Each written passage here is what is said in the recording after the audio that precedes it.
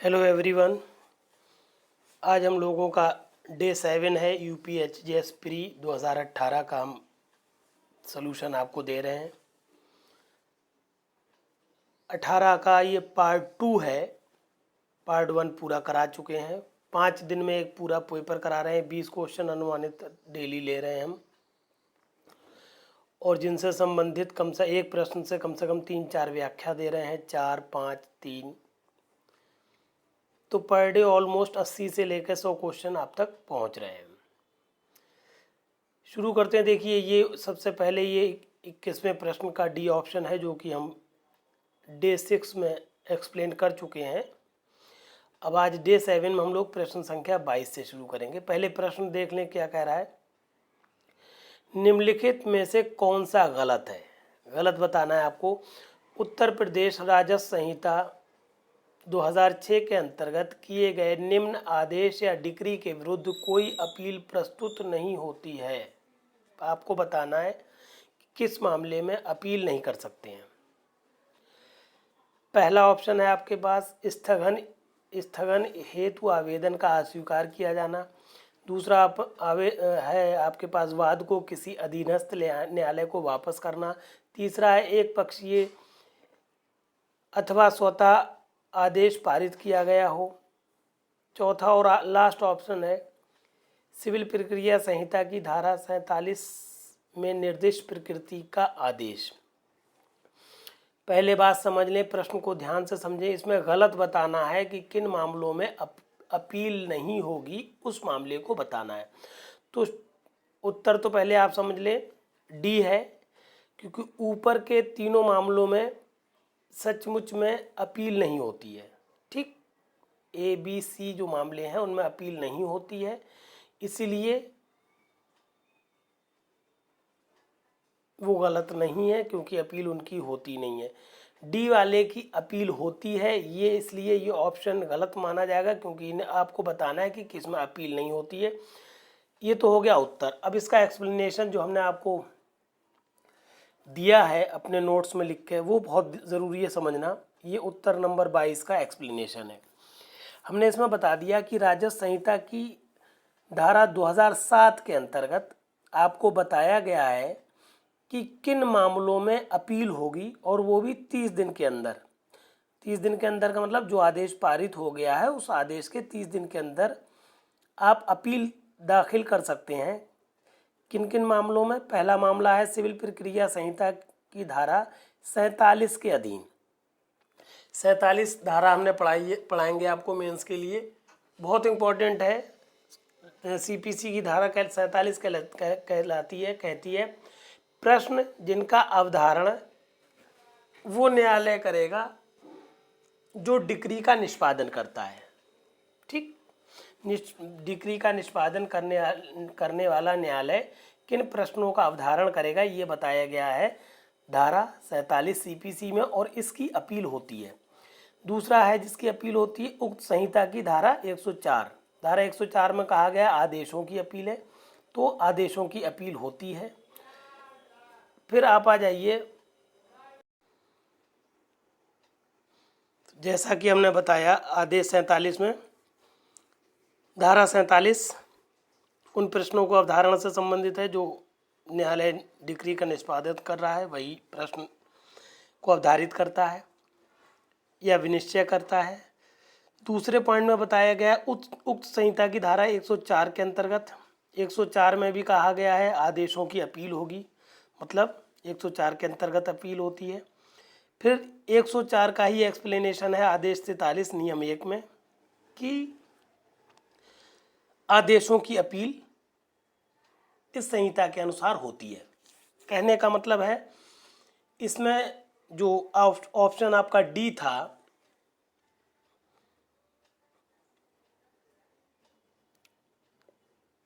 उसकी अपील होगी, बाकी किसी की अपील नहीं होगी। इसका मतलब आपका ऑप्शन डी सही है। प्रश्न संख्या 23 पर आ जाइए। उत्तर प्रदेश राजस्व संहिता, थोड़ा बड़ा कर लीजिए क्योंकि हम देख रहे हैं कि जो हमने डे 2 का एक वीडियो बनाया था उसमें बहुत ब्लर्ड दिख रहा था आप लोगों को। उत्तर ओरिजिनल लेने के चक्कर में अभी हम इसको ओरिजिनल से करा रहे हैं, 2-3 पेपर के बाद हम थोड़ा आपको बड़ा बड़ा लिख के देंगे। अभी ये चाह रहे हैं कि आप ओरिजिनल पेपर की पहचान कर सके, समझ सके कि उसमें ऑप्शंस किस तरह से होते हैं और किस तरह से पेपर आता है। प्रश्न संख्या 23 कह रहा है उत्तर प्रदेश राजस्व संहिता 2006 के अंतर्गत नीलामी विक्रय को प्रकाशित करने या संचालित करने में तथ्यात्मक अनियमितता या त्रुटि से संबंधित कोई आपत्ति किसके समक्ष दाखिल की जाएगी। प्रश्न आप समझ गए होंगे कि कोई नीलामी विक्रय को प्रकाशित करना था या प्रचालित करना था, उसमें कोई तथ्यात्मक मैटरनल लिखा हुआ है, मैटरनल इरेगुलरिटी आ गई है, मटेरियल इरेगुलरिटी आ गई है, तथ्यात्मक अनियमितता या त्रुटि आ गई है, तो ऐसी आपत्ति को आप किसके समक्ष दाखिल करेंगे। तो सबसे पहले तो आप उत्तर समझ लें, आप आयुक्त के समक्ष इसकी आपत्ति को दाखिल करेंगे। ठीक, इसका एक्सप्लेनेशन हमने अपने उत्तर में लिख दिया है। उत्तर नंबर 23 में लिखा हुआ है कि राजस्व संहिता की जो धारा 193A है, इसके अनुसार नीलामी विक्रय को प्रकाशित करने या संचालित करने में तथ्यात्मक अनियमितता या त्रुटि से संबंधित कोई आपत्ति आयुक्त के समक्ष, जो कमिश्नर होता है उसके समक्ष दाखिल की जाएगी। ठीक, ना ही कलेक्टर के पास, ना ही राजस्व बोर्ड में, ना ही स्टेट गवर्नमेंट के पास, सिर्फ और सिर्फ कमिश्नर, हिंदी में उसको आयुक्त कहते हैं, उसके समक्ष आप आपत्ति प्रस्तुत करें। प्रश्न संख्या 24 क्या कह रही है, देख लें। An application for cancellation of allotment and lease made after the commencement of Uttar Pradesh Revenue Code 2006 could be made within Uttar Pradesh राजस्व संहिता 2006 के प्रारंभ के पश्चात किए गए आवंटन एवं पट्टे के निरस्तीकरण हेतु आवेदन किया जा सकता है। अगर कोई पट्टा का आवंटन कर दिया गया है और आप चाहते हैं कि उस पट्टे का निरस्तीकरण कर दिया जाए, तो आवेदन आप कितने साल के अंदर करेंगे निरस्तीकरण के लिए, ये प्रश्न पूछा गया है। ऑप्शन में 5 साल, 7 साल, 4 साल या 3 साल। तो सिंपल सी बात है, इसका उत्तर 5 साल है। 5 साल अगर आप चाहते हैं कि राजस्व संहिता 2006 के प्रारंभ के पश्चात कोई पट्टा आवंटित कर दिया गया है किसी को, तो आप चाहते हैं कि उसका निरस्तीकरण कर दिया जाए, तो पट्टे के 5 साल के भीतर आप उसको निरस्त करने के लिए आवेदन करेंगे। उत्तर हमने एक्सप्लेनेशन में लिखा है, उत्तर प्रदेश राजस्व संहिता की धारा 128 के अंतर्गत आवंटन एवं पट्टे के निरस्तीकरण हेतु आवेदन 5 वर्ष के अंदर किया जा सकता है। चाहे आपको आवंटन से संबंधित कोई बात करना है या आपको उसका आवंटन का निरस्त करने से संबंधित कोई आवेदन करना है, तो आप 5 साल के अंदर आइए, अपना आवेदन दीजिए। 5 साल के बाद आपकी सुनवाई नहीं होगी। प्रश्न संख्या 25 पर आ जाइए। Which of these is not correct, कौन सा सही नहीं है। Under the Uttar Pradesh revenue code 2006 a bhumidhar with transferable rights, इनमें से कौन सा सही नहीं है। उत्तर प्रदेश राजस्व संहिता के अंतर्गत संक्रमणीय, अभी ये हैंड रिटन नोट्स हैं, संक्रमणीय के बाद आप ऑप्शन पढ़ेंगे। अधिकारों वाला एक भूमिधर, जो संक्रमणीय या ट्रांसफरेबल राइट्स रखता हो, वो भूमिधर क्या कर सकता है या क्या नहीं कर सकता है, ये पूछा है आपसे। ऑप्शन अपने ए में कहा है अपने हित को इच्छा पत्र द्वारा वसीयत कर सकता है। इसमें एग्जैक्टली पूछा क्या है ये समझ लें। सही नहीं है, आपसे गलत पूछा गया है, ध्यान दीजिएगा। तो पहला ऑप्शन है अपने हित को इच्छा पत्र द्वारा वसीयत कर सकता है, बिल्कुल कर सकता है। प्रत्येक वसीयत लिखित में हो, लिखित होना ही चाहिए। इनमें 2 साक्षियों द्वारा अनुप्रमाणित हो, बिल्कुल सही बात है। जो आप वसीयत करते हैं वो लिखित होना चाहिए, 2 साक्षियों द्वारा अनुप्रमाणित होना चाहिए, और भूमिधर ऐसा हो जिसको उस संपत्ति को संक्रमण ट्रांसफर करने का राइट हो। तो कहने का मतलब है तीनों ऑप्शन ऊपर वाले सही है, जबकि आपको बताना गलत है, तो चौथा वाला गलत है। गलत क्यों है? क्योंकि ये कह रहा है वसीयत पंजीकृत हो सकती है अथवा अपंजीकृत हो सकती है, तो किसी भी हाल में वसीयत अपंजीकृत नहीं हो सकती, इसलिए ऑप्शन डी गलत है। और इन्होंने गलत ही पूछा था कि गलत कौन सा है। हमने अपने उत्तर में लिख दिया है राजस्व संहिता की धारा 107(3), ये धारा 107 जो है ये हम अपने मेंस में, क्योंकि मेंस के पॉइंट ऑफ व्यू से बहुत इंपॉर्टेंट है, मेंस में पढ़ाएंगे ये नोट्स आपको। तो धारा 107(3) के अंतर्गत संक्रमणीय अधिकारों वाला एक भूमिधर किसी जोत में अपने हित का इच्छा पत्र द्वारा वसीयत कर सकता है। ठीक, पहली बात, इच्छा पत्र द्वारा वसीयत करने का राइट है संक्रमणीय अधिकार वाले भूमिधर को। दूसरी बात, प्रत्येक वसीयत लिखित रूप में और 2 साक्षियों द्वारा अनुप्रमाणित होगी और रजिस्ट्रीकृत भी होगी। मतलब जो भी आप वसीयत कर रहे हैं वो 2 साक्षियों द्वारा अनुप्रमाणित होना चाहिए और रजिस्ट्रीकृत होना चाहिए, तभी वो वैध वसीयत है, वरना वो वैध वसीयत नहीं मानी जाएगी। प्रश्न संख्या 26 में आ जाइए आप। क्या करिए प्रश्न संख्या 26 देख लें पहले। As per clause 3 of Article 166 of Constitution of India, the governor shall make। Bharat के संविधान के अनुच्छेद 166 के खंड 3 के अनुसार राज्यपाल बनाएगा। क्या बना सकेगा? पहली बात कह रहे हैं कि सिविल सेवकों की सेवा शर्तों के विनिमय हेतु नियम। दूसरी बात कह रहे हैं राज्य विधानसभा के सदस्यों के आचरण से संबंधित आवश्यक जांच हेतु नियम नहीं बना पाएगा। सी कह रहे हैं राज्य का कार्य विधिक सुविधापूर्व किए जाने के लिए नियम नहीं बना सकेगा, ये सब विधानमंडल का काम है। चौथी और आखिरी बात, उपरोक्त में से कोई नहीं, ऐसा नहीं है, एक सही है इसमें। कौन सा वाला सही है? शायद हम गलत बता गए आपको। राज्य सदस्यों के आचरण से संबंधित जांच हेतु नियम जो है वो विधानमंडल बनाएगा। और ए ऑप्शन में जो सिविल सेवा की शर्तें विनिमय है ये भी राइट, राज्यपाल को नहीं है, तो उत्तर नंबर आपका सी सही है। शायद अभी हमने गलत बता दिया आपको कि राज्य का कार्य अधिक सुविधाजनक पूर्वक चले, इसके लिए नियम बनाता है राज्यपाल। ठीक, ये कार्य है राज्यपाल का कि वो ऐसा प्रावधान करे, इस तरह के नियम बनाए कि राज्य का कार्य है वो अधिक सुविधाजनक चले। हमने अपने उत्तर को एक्सप्लेन करके लिख दिया है आपके पास कि संविधान के, यहाँ पर एक्सप्लेनेशन लिखा हुआ है, संविधान के अनुच्छेद 166(3) के अनुसार राज्यपाल राज्य की सरकार का कार्य अधिक सुविधापूर्ण किए जाने के लिए नियम बनाएगा। ये इसका उत्तर हो गया, एक्सप्लेनेशन हो गया। अब आ जाइए प्रश्न संख्या 27 पर। क्या कह रही है प्रश्न संख्या 27?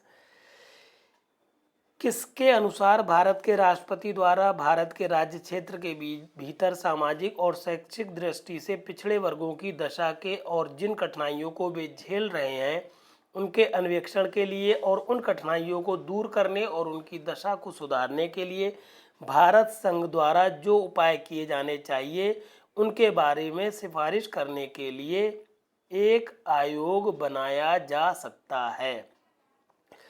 आपको उस अनुच्छेद का नाम बताना है जिसके अनुसार आप उस वर्ग के बारे में इन्वेस्टिगेशन करें, उन कठिनाइयों को जो कि सामाजिक और शैक्षिक दृष्टि से पिछड़े हुए लोग झेल रहे हैं। तो सिंपल सी बात है, उत्तर इसका सी सही है। भारत के संविधान का अनुच्छेद 340 जो है वो क्या ये प्रावधान कर रहा है कि हमने अपने उत्तर में लिख दिया है कि संविधान के अनुच्छेद 340 के अनुसार भारत के राष्ट्रपति द्वारा भारत के राज्य क्षेत्र के भीतर सामाजिक और शैक्षिक दृष्टि से पिछड़े वर्गों की दशा के और जिन कठिनाइयों को वे झेल रहे हैं उनके अन्वेषण के लिए और उन कठिनाइयों को दूर करने और उनकी दशा को सुधारने के लिए भारत संघ द्वारा एक आयोग बनाया जा सकता है। कहने का मतलब हुआ ऑप्शन सी सही है, जिसमें क्या करेंगे, जो ऊपर विवरण दिया गया है इस कार्य हेतु राष्ट्रपति क्या करेगा, एक आयोग की स्थापना कर सकेगा। इसका उपबंध किया गया अनुच्छेद 340 में।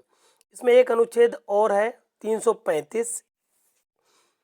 इसके बारे में क्या है, 335 अनुच्छेद किस बारे में बताता है, 335 बताता है कि सेवाओं और पदों के लिए अनुसूचित जातियों और अनुसूचित जनजातियों के दावे तथा अनुच्छेद, ये तो हो गया 355।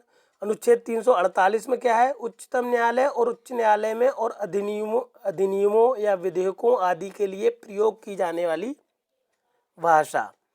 ये जो अनुच्छेद 348 है ये बहुत इंपॉर्टेंट है, ये भी आया है मेंस में, आया यूपीएचजीएस के 2020 के मेंस में, कि कौन से अनुच्छेद में इस बात का उल्लेख किया गया है कि भारत के अंदर उच्चतम न्यायालय और उच्च न्यायालय की भाषा जो अधिनियमों या विधेयकों में यूज होती है वो किस तरह की होना चाहिए। ये किस अनुच्छेद में, तो अनुच्छेद 348 में।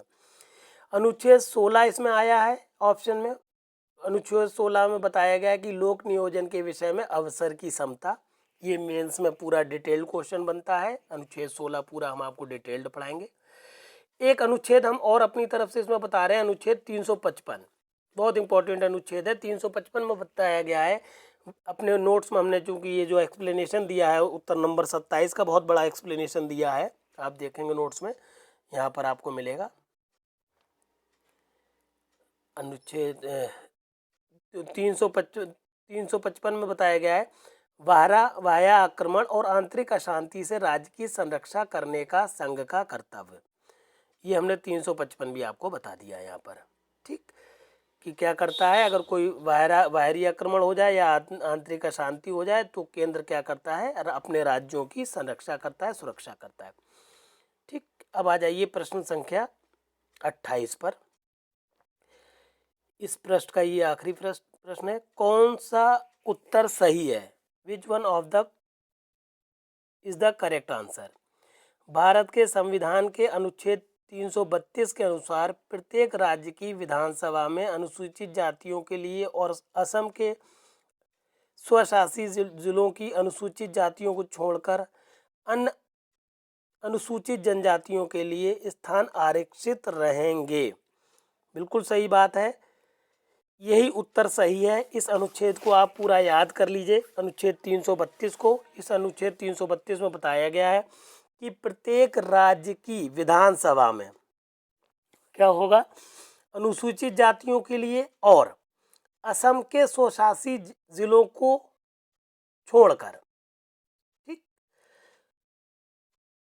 को छोड़कर, एक शब्द आपके हमने जो नोट्स लिखा है उसमें छोड़कर वर्ड शब्द मिसिंग है, स्वशासी जिलों को छोड़कर अनुसूचित जनजाति को, सॉरी, जिलों को अनुसूचित जनजाति, इन किसमें किसकी बात कर रहे हैं, असम के स्वशासी जिलों की अनुसूचित जनजाति को छोड़कर अन्य अनुसूचित जनजातियों के लिए स्थान आरक्षित रहेंगे। कहने का मतलब है अनुच्छेद 232 कह रहा है कि प्रत्येक राज्य में क्या होंगे, विधानसभा में अनुसूचित जातियों के और असम के स्वशासी जिलों को छोड़कर सारी अनुसूचित जातियों को, अनुसूचित इसकी जो स्वशासित जिलों की अनुसूचित जातियां हैं इनको छोड़कर अन्य सभी अनुसूचित जातियों के लिए स्थान आरक्षित रहेंगे। मतलब अनुसूचित जाति और अनुसूचित जनजाति के लिए विधानसभा में जो स्थान होंगे वो आरक्षित रहेंगे, सिवाय असम राज्य के वो स्वशासी जिले की जनजातियां को, जो स्वशासी जिले हैं उनकी जनजाति, अनुसूचित जनजातियों को छोड़कर। ये प्रश्न अनुच्छेद 332 बहुत इंपॉर्टेंट है। फिर आ जाइए आप प्रश्न संख्या कितनी हो गई हम लोगों की, तो ऑप्शन इसका क्या था, ऑप्शन ए सही था पहली बात। तो बी में कहा गया है भारत के संविधान के अनुच्छेद 332 के अनुसार, मतलब अलग अलग 332 को तीन बी और सी में भी एक्सप्लेन किया है, जो कि गलत है। सिर्फ और सिर्फ ऑप्शन ए सही है इसका, यही अनुच्छेद 332 है। इस अनुच्छेद 332 को आप कायदे से याद कर लीजिए। ठीक, अब आ जाइए आप, चूंकि डिटेल में थोड़ा सा समय ज़्यादा लग जाता है, आगे चल के असुविधा हो जाती है हम लोगों को, प्रश्न ज़्यादा होते हैं, एक्सप्लेनेशन देते देते कहीं हम ज़्यादा बताने लगते हैं। ये सब हम मेंस में आपको डिटेल्ड पढ़ाएंगे। अब प्रश्न संख्या कौन सी आ गए आप? 29 पर आ जाइए। प्रश्न संख्या 29 क्या कह रही है? अभी किस पे थे हम लोग?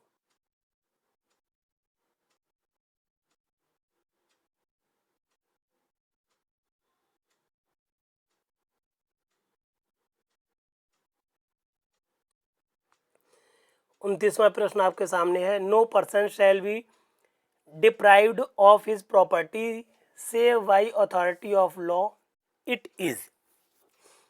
पूछ रहे हैं आपसे, किसी व्यक्ति को उसकी संपत्ति से विधि के प्राधिकार से ही वंचित किया जाएगा, अन्यथा नहीं। ये क्या है? मूल अधिकार है? नहीं। राज्य के नीति निर्देशक तत्व है? नहीं। संवैधानिक अधिकार है? बिल्कुल। उपरोक्त सभी। तो जैसा कि हम बता रहे हैं, ये संवैधानिक अधिकार है, आपको भी पता है। संपत्ति का अधिकार अब मूल अधिकार नहीं रहा है, पहले ये मूल अधिकार था। हमने अपने उत्तर में लिख दिया है, उत्तर नंबर 29 में एक्सप्लेनेशन में, कि अनुच्छेद 300 का के अनुसार किसी व्यक्ति को उसकी संपत्ति से विधि के प्राधिकार से ही वंचित किया जाएगा, अन्यथा नहीं। मतलब विधि में जो उपबंध किए गए हैं उन्हीं के द्वारा किसी व्यक्ति को उसके संपत्ति के अधिकार से वंचित किया जा सकता है, अन्यथा नहीं कर सकते। ये एक संवैधानिक अधिकार है। ब्रैकेट में ये भी लिख दिया है कि 24वां संशोधन जो हुआ था संविधान का, 44वां, गलत बोल गए, 44वां संशोधन जो हुआ था कॉन्स्टिट्यूशन का, उसके द्वारा ये 300 का, अनुच्छेद 300 का अंतः स्थापित किया गया। मतलब पहले ये मौलिक अधिकार था, संपत्ति का अधिकार, इसको मौलिक अधिकार ना करके संवैधानिक अधिकार कर दिया गया। कब? 44वें संशोधन द्वारा, संविधान संशोधन द्वारा, और अनुच्छेद 304 का में। अब देखिए, अगर आप ध्यान से देखेंगे तो कितने आपको पता लगे इसमें उत्तर। पहली बात तो ये उत्तर पता लगा कि एक संवैधानिक अधिकार है।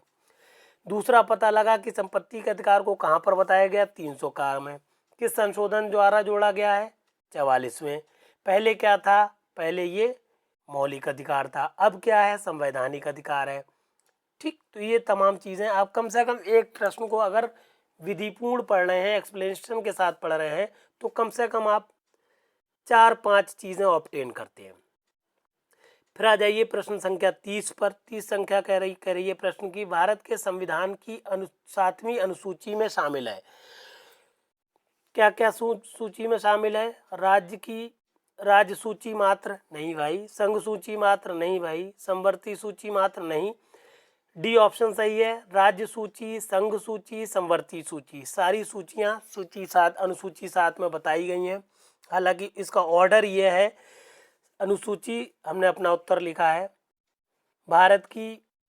भारतीय संविधान की 7वीं अनुसूची में पहली बात संघ सूची, दूसरी बात राज्य सूची, तीसरी बात संवर्ती सूची। इसको शॉर्ट में संरास ऐसे करके पढ़ेंगे। ऑर्डर ये है, सबसे पहले संघ सूची आती है, फिर राज्य सूची आती है, फिर संवर्ती सूची आती है। सभी सूचियां शामिल है। ये हो गया उत्तर नंबर 30। उत्तर नंबर 31 पर आ जाइए। प्रश्न संख्या 31 पर आ जाइए। भारत में उच्च न्यायालयों की सही संख्या क्या है? तो आज की डेट में अगर हम देखें तो भारत में टोटल उच्च न्यायालय इस वक्त 25 है।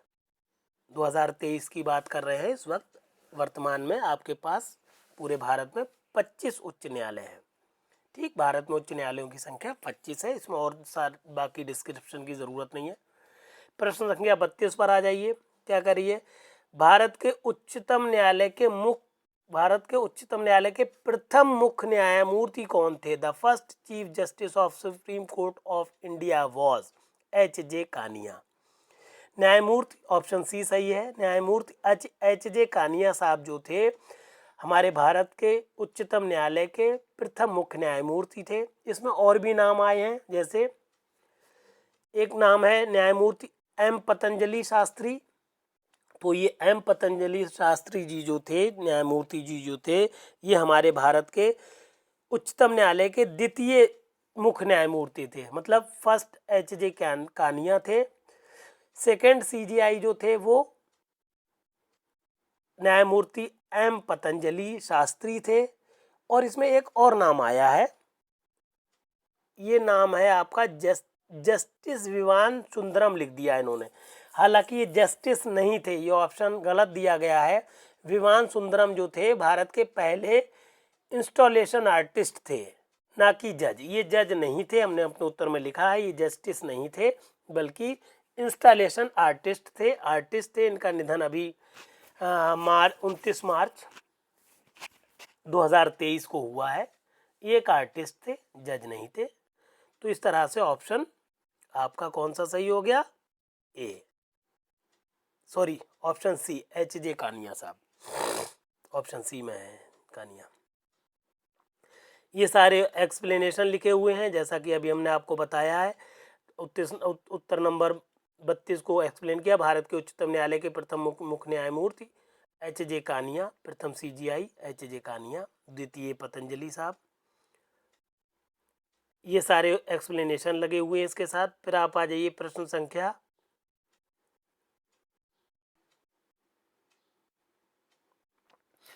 जैसा कि आपको पता लगा कि भारत 31वें प्रश्न में हमने बताया, 30वें में बताया कि जो 7वीं अनुसूची है उसमें तीनों ही अनुसूचियां बताई गई हैं, चाहे वो राज्य सूची हो, संघ सूची हो, समवर्ती सूची हो। 31 में बताया कि उच्च न्यायालयों की भारत में संख्या 25 है वर्तमान में। 32वें में बताया कि पहले सीजीआई जो थे वो एच.जे. कानिया थे, दूसरे पतंजलि थे। और इसमें एक ये याद रखना है बात आपको। अब आ जाइए आप प्रश्न संख्या 33 पर। First attorney general of India, Bharat के प्रथम महान्यायवादी, बहुत इंपॉर्टेंट प्रश्न है। पहले महान्यायवादी हम लोगों के भारत के थे एम.सी. सीतलवाड़, ये पहले अटॉर्नी जनरल या महान्यायवादी थे। इसमें और भी नाम आए हैं, जैसे आप देख रहे हैं कि धूलाभाई देसाई, ये एक अधिवक्ता थे जो स्वतंत्रता सेनानी भी थे और ये महात्मा गांधी के समय के हैं। दूसरा नाम आया है नाना भाई पालखीवाला, ये भी पुराने समय उसी समय के स्वतंत्रता सेनानी के स्वतंत्रता के समय के विद्वान अधिवक्ता थे। मतलब ये जो सीतलवाड़ है ये फर्स्ट अटॉर्नी जनरल है, बाकी दोनों भूला भाई देसाई और नाना भाई, ये दोनों लोग अधिवक्ता हैं, पुराने अधिवक्ता हैं, विद्वान अधिवक्ता हैं। प्रश्न संख्या 34 पर आ जाइए। 34 प्रश्न संख्या पूछ रही है कि who wrote the book roses in December. Roses in December जो पुस्तक है वो किसने लिखी है? ये देखिए प्रश्न, हम आपको इसका एक्सप्लेनेशन 2018 के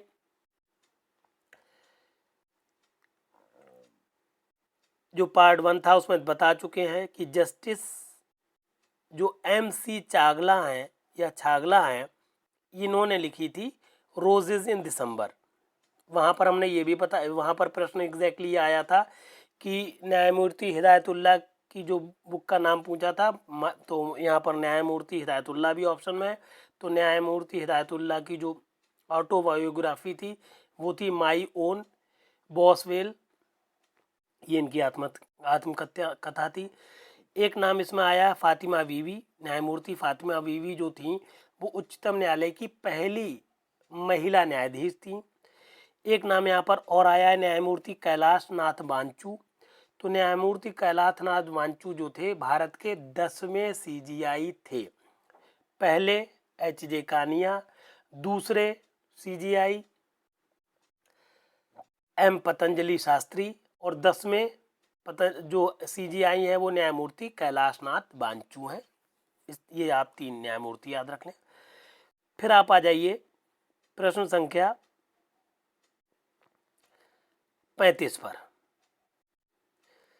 कि दादा साहब फाल्के संबंधित थे। दादा साहब फाल्के किस चीज़ से संबंधित है? तो सिंपल सी बात है, ये सिनेमा से संबंधित थे। भारतीय, हमने अपने उत्तर में लिखा है, भारतीय सिनेमा के पितामह थे। कौन? दादा साहब फाल्के। उनके नाम पर दादा साहब फाल्के पुरस्कार दिया जाता है, जिसकी राशि, जो दादा साहब फाल्के पुरस्कार है उसकी राशि 10 लाख रुपए है। एक स्वर्ण कमल दिया जाता है और एक शॉल दी जाती है दादा साहब फाल्के पुरस्कार में। इसके अलावा थोड़ी एडिशनल जानकारी रख लें आप कि 2020 का जो दादा साहब फाल्के पुरस्कार है वो मिला है आशा पारेख जी को, और 2023 का दादा साहब फाल्के रेखा जी को मिला है। इससे पहले रजनीकांत जी को मिला था, उससे पहले अमिताभ बच्चन जी को दादा साहब फाल्के पुरस्कार मिल चुका है। ये फिल्मी, हिंदुस्तानी फिल्मी जगत का सबसे बड़ा मतलब सिनेमा पुरस्कार है दादा साहब फाल्के पुरस्कार। तो इसका उत्तर हो गया कि जो दादा साहब फाल्के साहब जो थे वो सिनेमा से संबंधित थे। एक प्रश्न यहाँ पर और है, सिंपल सा प्रश्न है, हिंदी फीचर फिल्म में कौन सी प्रसिद्ध बंगाली फिल्म निर्देशक श्री सत्यजीत रे के द्वारा निर्देशित है? तो सत्यजीत रे द्वारा निर्देशित फिल्म यहाँ पर है शतरंज के खिलाड़ी। अपने उत्तर में लिख दिया है शतरंज के खिलाड़ी हिंदी फीचर फिल्म सत्यजीत रे द्वारा निर्देशित है। बहुत ज़्यादा डिटेल की इसमें ज़रूरत नहीं है। फिर आ जाइए आप प्रश्न 37 में, प्रथम स्वदेशी निर्मित हिंदी फीचर फिल्म, प्रथम स्वदेश निर्मित Hindi cine colour feature film, colour feature film पूछी गई है। प्रथम, the first indigenously made Hindi cine colour feature film. तो पहली स्वदेशी निर्मित हिंदी सिने कलर फिल्म है आपकी किसान कन्या। ये तो उत्तर हो गया इस प्रश्न का। इसमें और भी प्रश्न, और भी बात हुई है, और भी फिल्मों के नाम है। जैसे एक फिल्म है राजा हरिश्चंद्र, ये बहुत इंपॉर्टेंट प्रश्न है आपके लिए, मतलब जानकारी है। तो जो राजा हरिश्चंद्र फिल्म थी, ये पहली भारतीय मूक फिल्म थी। पहली बात तो पहली भारतीय मूक फिल्म कौन है? राजा हरिश्चंद्र है। और इसका निर्देशन किसने किया था? ये बहुत इंपॉर्टेंट चीज़ है। दादा साहब फाल्के से साहब जो थे इसके निर्देशक थे, इन्होंने इसमें निर्देशित किया था। निर्देशक थे दादा साहब फाल्के जी। और इसमें 2 फिल्म और आई हैं, रतन और अनारकली। ये भी फिल्मों के नाम हैं और भारतीय फिल्में हैं ये भी दोनों, अनारकली और रतन। इनके बारे में बहुत ज़्यादा डिटेल याद करने की ज़रूरत नहीं है। सिर्फ आपको एक पहली भारतीय निर्मित कलर फिल्म का नाम याद रखना है, ये बहुत इंपॉर्टेंट है, ये किसान कन्या है। और दूसरी पहली भारतीय मूक फिल्म जो थी वो राजा हरिश्चंद्र थी, जिसको निर्देशित किया दादा साहब फाल्के जी ने। प्रश्न संख्या 38 पर आ जाइए, ये भी इंपॉर्टेंट है। श्री रंजीत सिंह जी, जिनके नाम पर भारतीय घरेलू क्रिकेट प्रतियोगिता रणजी ट्रॉफी का नाम रखा गया है, किस राज्य से थे? जो ये रंजीत सिंह जी थे, ये किस राज्य के थे, ये पूछा गया आपसे। हालांकि इन्हीं के नाम के आधार पर जो हम लोगों की घरेलू क्रिकेट प्रतियोगिता होती है रणजी ट्रॉफी जिसको कहते हैं, उसका नाम भी इन्हीं के नाम पर रखा गया। तो ये जो रणजीत सिंह जी थे, इसीलिए रणजीत सिंह थे ना, रणजी।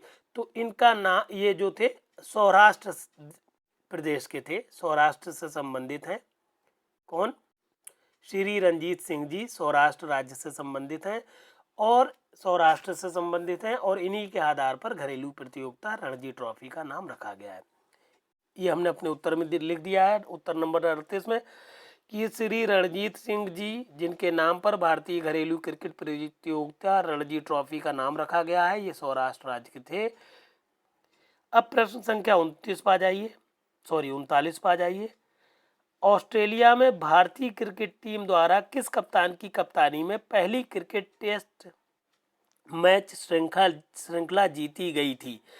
तो ये बहुत इंपॉर्टेंट प्रश्न ये है इस प्रश्न आपके लिए क्यों है, क्योंकि ये बहुत साल बाद क्रिकेट जगत में पहली उपलब्धि हमें प्राप्त हुई कि हमने क्या किया, ऑस्ट्रेलिया में पहली क्रिकेट टेस्ट मैच श्रृंखला जीती, और ये एग्जैक्टली हो पाया विराट कोहली की कप्तानी में। तो हमने अपने उत्तर में लिखा है कि ऑस्ट्रेलिया में भारतीय क्रिकेट टीम विराट कोहली की कप्तानी में पहली टेस्ट श्रृंखला जीती थी, वो भी 2-1 से। ठीक, 2 मैच हम लोगों ने जीते थे, एक ऑस्ट्रेलिया ने जीता था। तो पहली टेस्ट श्रृंखला जो ऑस्ट्रेलिया से हम लोगों द्वारा जीती गई वो है विराट कोहली की कप्तानी में। इस सेशन का लास्ट प्रश्न है ये आपके सामने। क्या कहला रहा है ये प्रश्न, क्या कहता है ये प्रश्न? The first women athlete who one gold medal in Asian games. जो एशियन गेम्स थे, एशियाई खेलों में स्वर्ण पदक जीतने वाली प्रथम भारतीय महिला एथलीट कौन है? तो पहली भारतीय महिला एथलीट जिन्होंने स्वर्ण पदक जीता एशियाई खेलों में वो हैं कमलजीत संधू। ठीक, हमने अपने उत्तर में लिख दिया है कि एशियाई खेलों में स्वर्ण पदक जीतने वाली पहली, यहाँ पर हमने एक्सप्लेनेशन लिखा हुआ है, पहली महिला एथलीट एशियाई खेलों में स्वर्ण पदक जीतने वाली पहली महिला जो है वो कमलजीत संधू थी। इसके नीचे हमने अपना चैनल दिया at the rate of law classes by Firoz sir. उसके अलावा नंबर दे दिया हमने 9450770672। अगर कोई असुविधा हो रही है आपको तो हमारे नंबर पर कांटेक्ट करिए, चाहे कमेंट के ज़रिए हमें बताइए। जो लोग हमारे साथ ग्रुप से जुड़ेंगे उनकी हम प्री के साथ साथ मेंस की भी तैयारी करा रहे हैं, शुरू कर दी है हमने। बेहतर यही होगा आप संपर्क करें और प्री के साथ साथ मेंस की भी तैयारी करें। इस प्रश्न संख्या 40 में एक जानकारी और आप समझ लें कि ये एक नाम और आया, किरण बेदी। ये किरण बेदी जो थी ये फर्स्ट आईपीएस थी, पहली महिला आईपीएस हैं हमारे देश की, किरण बेदी जी। पीटी उषा आप जानते हैं धाविका हैं, ये भी खेल से संबंधित हैं, रनर हैं, ये महिला हैं। तो इस तरह से ये सारे नामों की व्याख्या हमने कर दी। ये कंप्लीट हमने आपका प्रश्न संख्या 40 तक करा दिया है आज। अब 41वां प्रश्न, the god of small things a famous book is written by. यहाँ से हम अगले टर्न पर आपको पढ़ाएंगे। कहने का मतलब है ये अनुमानित 20 प्रश्न हम आपको करा रहे हैं जिनका एक्सप्लेनेशन हम आपको दे रहे हैं, हैंड रिटन नोट्स की फॉर्म में दे रहे हैं, और हर प्रश्न से संबंधित कम से कम 3-4 जानकारियाँ आपको दे रहे हैं। कहने का मतलब है अगर आप 20 क्वेश्चन कर रहे हैं तो 80 से लेकर 100 क्वेश्चन तक आप पर डे तैयार कर रहे हैं। तो अपने कीमती टाइम में से आप पर डे 1 घंटा निकालिए, इस वीडियो को प्रॉपर तरीके से समझिए। सही तरीका ये है कि जब ये वीडियो आप चला रहे होते हैं तो मोर लिख के आता है, उस मोर को आप टच करिए, पीडीएफ खुल जाएगा, पीडीएफ को डाउनलोड करके अपने हाथ में रख लीजिए। तो उससे क्या होगा, जब आप पीडीएफ आपके हाथ में होगा तो आप सारी चीज़ें जो हम आपको समझा रहे हैं वो पॉइंट वाइज समझते चले जाएंगे, और कोई एडिशनल चीज़ आपको लग रही है जो हम बोल रहे हैं वो भी आप उसी में लिख लीजिए, उसी पीडीएफ में लिखते चलिए। इस तरह से आपका प्री का पूरा मैटर तो तैयार हो जाएगा, प्लस कुछ चीज़ें जैसे हमने अनुच्छेद 332 के बारे में बताया या 355 में बताया, तो इस तरह से आपकी धीरे धीरे मेंस की भी तैयारी हो जाएगी। हालांकि मेंस के लिए हम पूरी सीरीज़ चला रहे हैं, पूरी मेंस का हम मैटर दे रहे हैं वहाँ पर आपको, जिसमें हम सारे इम्पोर्टेंट सेक्शंस फिर उनसे अटैच सारे केस लॉज सुप्रीम कोर्ट के जो 2018 से लेके 2022 तक के हैं वो सारे केस लॉज दे रहे हैं। तो बेहतर यही है, अपडेटेड रहिए, किसी भी टाइम आप लोगों की वैकेंसी आ सकती है। तो बिल्कुल कमर कस लीजिए, तैयारी शुरू कर दीजिए, और कोई असुविधा हो तो हमारे नंबर पर आप संपर्क कर लीजिए। अगर कहीं पर ब्लर्ड दिख रहा है, क्योंकि अभी हम वीडियो नंबर 2 देख रहे थे, डे 2 का वीडियो जो है वो ब्लर्ड हो गया है काफ़ी, तो आप क्या करिए, उसका पीडीएफ निकाल के अपने हाथ में रख लीजिए। पीडीएफ बिल्कुल साफ़ सुथरा है, पीडीएफ देख लीजिए, फिर वीडियो को समझ लीजिए। वीडियो ठीक है, इमेज कहीं कहीं ब्लर्ड हुई है, तो वीडियो देखने के बाद आपको समझ में आ जाएगी कि मैटर क्या है। जब मैटर समझ में आ जाए तो उसके बाद फिर वीडियो आप चलने दीजिए। तो इस तरह से आपका पूरा मैटर तैयार हो जाएगा। ये कंप्लीट मैटर है एचजीएस वालों के लिए, चाहे वो किसी भी स्टेट का एचजीएस दे रहे हों या पीसीएसजे दे रहे हों, कंप्लीट तैयारी है। इसलिए आप सारे साथियों को, जो भी कम्पिटिटिव साथी हैं आपके, उन सबको ये मैटर शेयर कर दीजिए, और उसके अलावा हमारे चैनल को सब्सक्राइब कर लीजिए। Thank you for watching this.